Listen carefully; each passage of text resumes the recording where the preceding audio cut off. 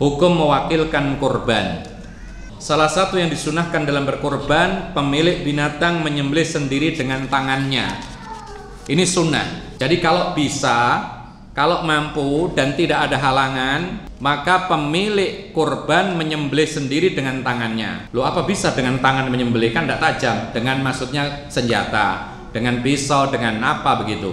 Maksudnya dia yang langsung menanganinya. Sebagaimana dalam hadis, dhahan Nabi sallallahu alaihi wasallam bikabsyaini amlahaini aqranaini dzabahahuma biyadihi. Nabi sallallahu alaihi wasallam menyembelih 2 ekor domba yang bagus lagi bertanduk.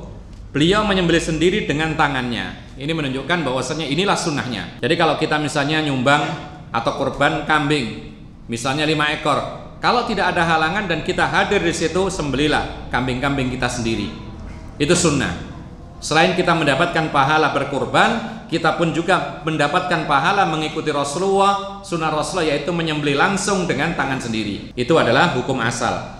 Akan tetapi jika ada hajat atau keperluan, maka boleh mewakilkannya kepada orang lain, sebagaimana Rasulullah pernah mewakilkan sembelihannya kepada sahabatnya. Yang kedua, sekarang hukum yang mengiringi hukum asal. Kalau hukum asalnya yang kurban menyembelih sendiri, tapi bolehkah diwakilkan? Jawabannya boleh ketika ada kebutuhan atau hajat. Sebagaimana Rasulullah pernah mewakilkan sembelihannya kepada sahabatnya, yaitu ketika beliau mempersembahkan 100 ekor unta pada saat haji wada.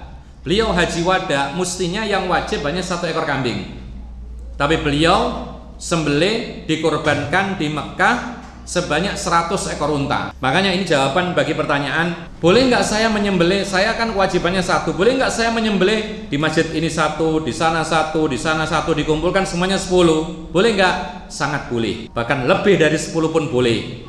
Bahkan para ulama mengatakan kurban itu ada batas minimal, tapi tidak ada batas maksimal. Minimalnya apa?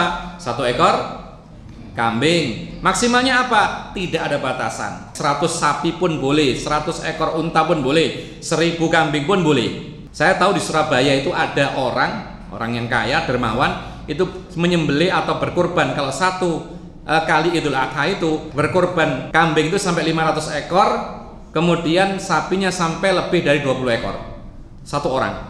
Maka beliau ingin mengikuti sunnah Rasulullah sallallahu alaihi wasallam. Nah, Rasulullah SAW menyembelih dengan tangannya sendiri sebanyak 63 ekor dari 100 ekor untanya, kemudian menyerahkan sisanya kepada Ali untuk disembelih. Jadi Ali meneruskan, tinggal berapa itu? 100 kurang 63 berapa? 37. Diteruskan oleh Ali bin Abi Thalib, kemudian Ali sekalian disuruh mengurusi sampai membagikan sampai habis. Ngurusi jadi panitianya misalnya. Kemudian sampai membagikan sampai selesai, sampai daging-dagingnya, kulit-kulitnya, bahkan semua perlengkapan onta itu, tali temalinya, kalau ada tempat duduknya apa, dikasihkan semua ke orang-orang sampai selesai.